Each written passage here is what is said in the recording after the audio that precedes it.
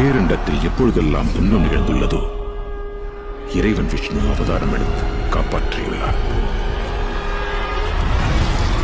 என் தலைப்புதல்வன் ராமன்.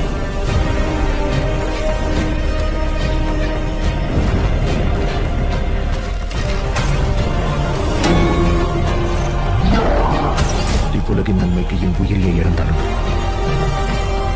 அதில் எனக்கு சந்தோஷம்.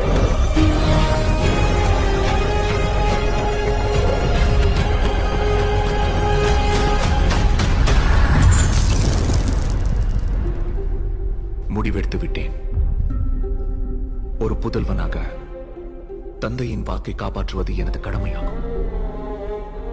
உனக்கு 14 வருடம் வனவாசம்.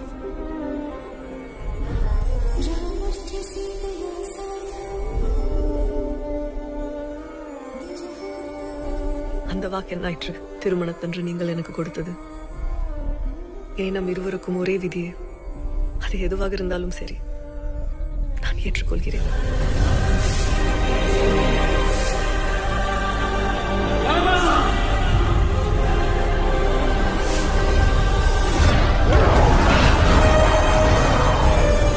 ஜனஸ்தானத்தின் இளவரசி சூர்பனகை. அவளுக்கு உங்கள் மீது ஒரு மயக்கம். ராமன் மீது பழிதீர்க்கப்படும் சூர்பனகை. அவன் மரணம் மட்டுமல்ல, அவமானமும் அற்பமாயிருக்காது. ராவணன் மூவுலகத்தின் வேந்தன் என்றால் அந்த மூவுலகத்தின் கண்முன்னே அவனை கொன்று வதைப்பேன். என்னுடைய சீதையை மீட்டு வருவேன்.